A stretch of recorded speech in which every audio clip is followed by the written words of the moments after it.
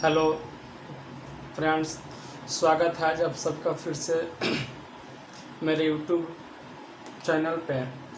मैं राहुल शर्मा आप सबके बीच आज एक नया वीडियो लेकर आया हूँ। और आज के हम इस वीडियो में देखेंगे कि जो इंडियन आर्मी का एग्ज़ाम होता है उसका सिलेबस क्या होता है, कौन कौन से टॉपिक से आपके एग्ज़ाम में क्वेश्चन पूछे जाते हैं और कितने नंबर का एग्ज़ाम होता है, और जीके से इतने क्वेश्चन रहेंगे, साइंस से इतने क्वेश्चन रहेंगे, मैथ से इतने क्वेश्चन होंगे और रीजनिंग से इतने क्वेश्चन होंगे, और नेगेटिव इसमें क्या होता है और कितना अंक लाएंगे कि आपका रिजल्ट हो जाएगा, मतलब कि क्वालिफाइंग मार्क्स क्या होता है, इस पे भी डिस्कस किया जाएगा।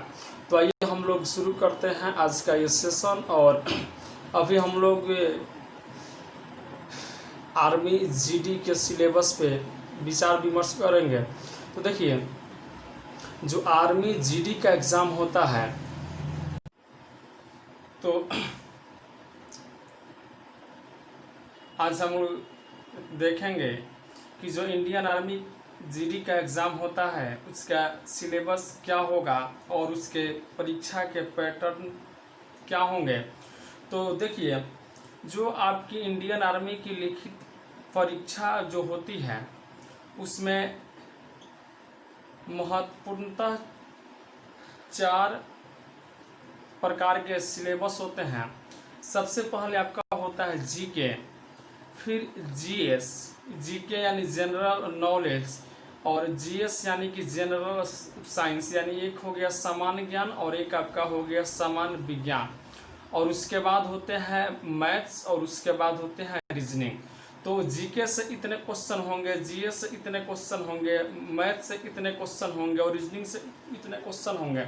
तो आइए अब हम इसके बारे में जानते हैं। तो अगर बात की जाए जीके की, तो जनरल नॉलेज यानी सामान्य ज्ञान के जो क्वेश्चंस होते हैं वो 15 क्वेश्चन आपके एग्जाम में आएंगे। और हाँ, और एक जो क्वेश्चन होते हैं वो 2 नंबर के होते हैं। तो अगर सामान्य ज्ञान के 15 क्वेश्चन हैं तो यानी ये जो होंगे सामान्य ज्ञान आपके एग्जाम में 30 नंबर के आएंगे। यानी अगर एक क्वेश्चन 2 नंबर का होगा तो 15 क्वेश्चन आपके हो जाएंगे 30 नंबर के।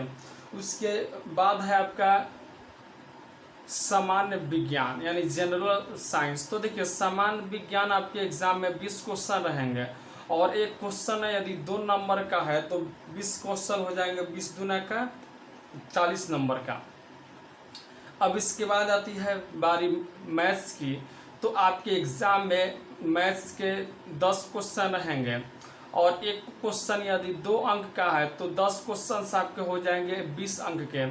और बच गए रीजनिंग। तो रीजनिंग से आपके एग्जाम में 5 क्वेश्चन आते हैं और एक क्वेश्चन 2 नंबर का है तो जो 5 क्वेश्चन होंगे उनका अंक जो होगा सो 10 अंक होगा। यानी कि देखिए, 30 अंक का सामान्य ज्ञान, 40 अंक का सामान्य विज्ञान और 20 अंक का मैथ्स होगा और 10 अंक का रीजनिंग होगा। यानी कि कुल मिलाकर आपके एग्जाम में 50 क्वेश्चंस रहेंगे और जो अंक होगा वो 100 अंक होगा। यानी कि कुल 100 अंकों का एग्जाम होगा और नंबर ऑफ क्वेश्चंस जो होंगे सो 50 होंगे। अब देखिए, अगर इसमें निगेटिव की बात की जाए तो एक क्वेश्चन गलत होने पे 1/2 अंक निगेटिव लिया जाएगा। अर्थात 1/2 का अर्थ होता है आधा।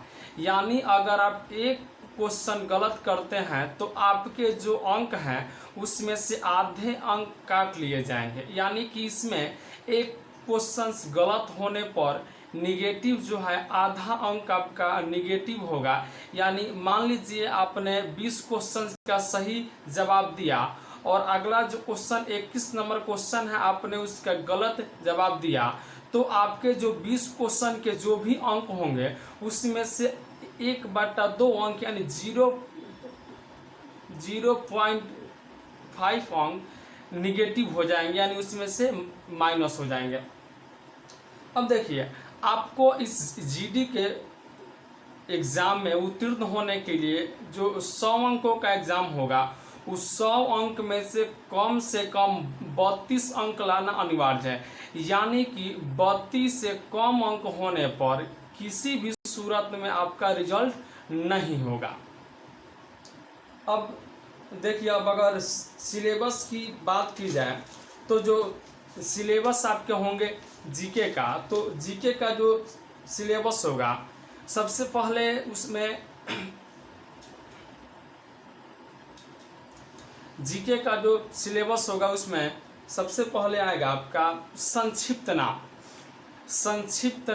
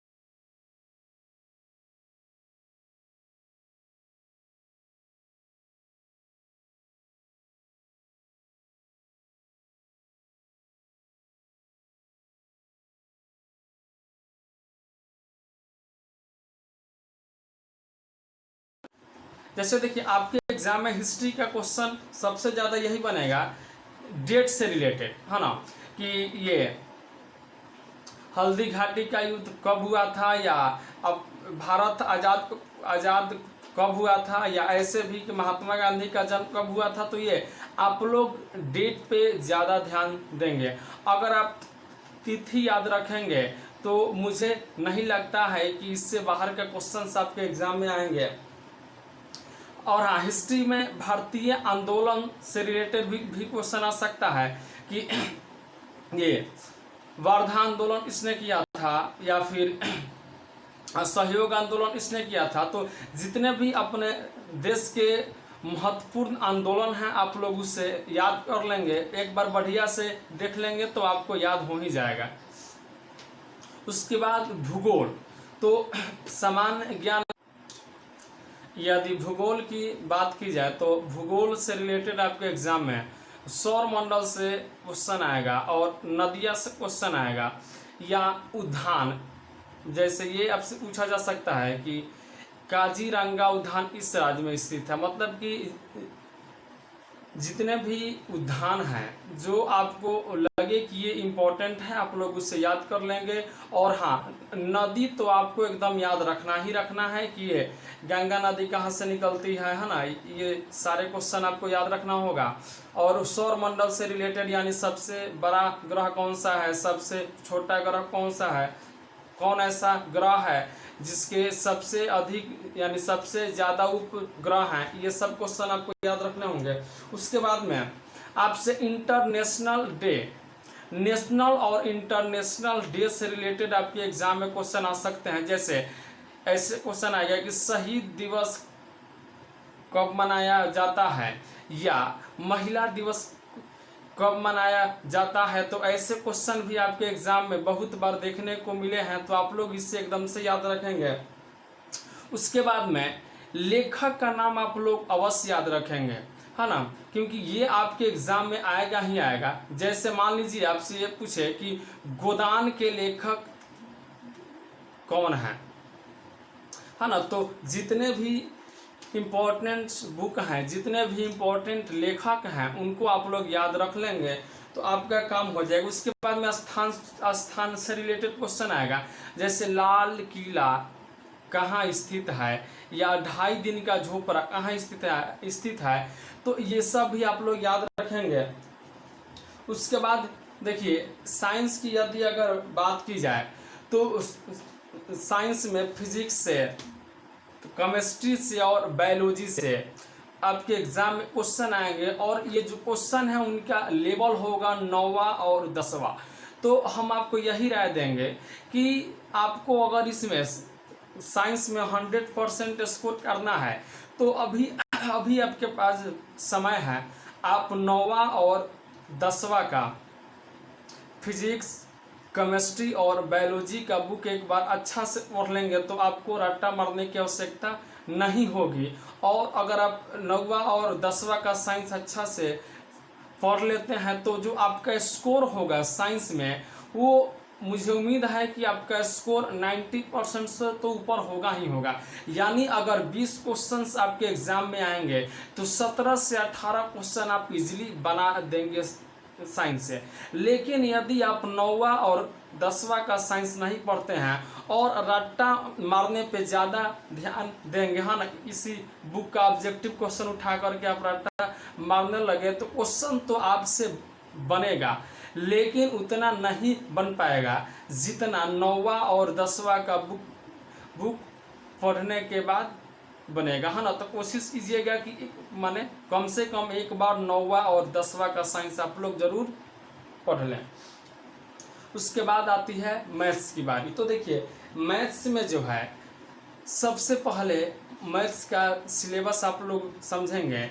मैथ्स में अंक गणित और एडवांस दोनों से क्वेश्चंस आएंगे। तो अंक गणित में जैसे एलसीएम एचसीएफ से आपके एग्जाम में क्वेश्चंस बन सकते हैं, डिसिमल फ्रैक्शन से क्वेश्चंस बन सकते हैं, स्क्वायर एंड स्क्वायर रूट से आपके एग्जाम में क्वेश्चंस आएंगे, रेशियो से कोई रेशियो यानी अनुपात से क्वेश्चंस आएंगे, फिर आयु से क्वेश्चंस आएंगे, साझेदारी से क्वेश्चंस आएंगे, साधारण ब्याज से क्वेश्चंस आएंगे, चक्र वृद्धि ब्याज से क्वेश्चंस आएंगे आपके एग्जाम में, फिर परसेंटेज से रिलेटेड भी आपके एग्जाम में क्वेश्चंस आएगा, लाभ हानि भी आएगा, बट्टा से रिलेटेड भी क्वेश्चंस आएगा, रेलगाड़ी से भी आएगा, समय और दूरी से भी आएगा, और समय और काम से रिलेटेड भी आपके एग्जाम में क्वेश्चन आएगा। तो देखिए ये जो मैंने आपको सिलेबस बताया इसमें आपको ज़्यादा डीपली पढ़ने की आवश्यकता नहीं है। सिर्फ इसका जो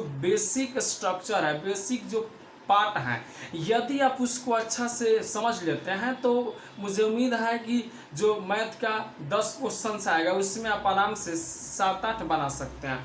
अब एडवांस मैथ की ये तो रहा आपका सिलेबस अंक गणित का, लेकिन अगर एडवांस मैथ का बात किया जाए तो एडवांस मैथ से रिलेटेड आपके एग्जाम में क्वेश्चन आएंगे। वो अलजेब्रा से हो सकते हैं, ये क्षेत्रमिति से हो सकते हैं, वो ज्योमेट्री से हो सकते हैं, या त्रिकोणमिति से हो सकते।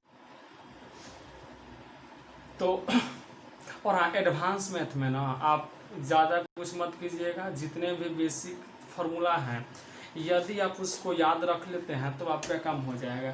जैसे मान लीजिए आपके एग्जाम में क्वेश्चन आ गए कि आयत का क्षेत्रफल बताएं, तो इसका फार्मूला आप याद रखेंगे, आयत का क्षेत्रफल बराबर क्या होता है, लंबाई गुने चौड़ाई। तो जितने भी फार्मूला हैं ए प्लस बी का होल स्क्वायर, ए क्यू जोड़ बी क्यू का, या साइन स्क्वायर थीटा जोड़ कॉस स्क्वायर थीटा, ये सब कुछ यानी एडवांस मैथ में जितने सारे बेसिक फार्मूला हैं अगर आप उसको याद रख लेंगे तो आपका काम हो जाएगा। इससे बाहर से आपके एग्जाम में क्वेश्चन नहीं आएंगे। तो मैंने आपको जो अभी सिलेबस बताया आप उसे यदि आप अच्छा से फॉलो करते हैं तो आपका रिजल्ट 100% होगा ही होगा। चलिए तो तब तक के लिए नमस्कार, जय हिंद, जय भारत, भारत माता की जय।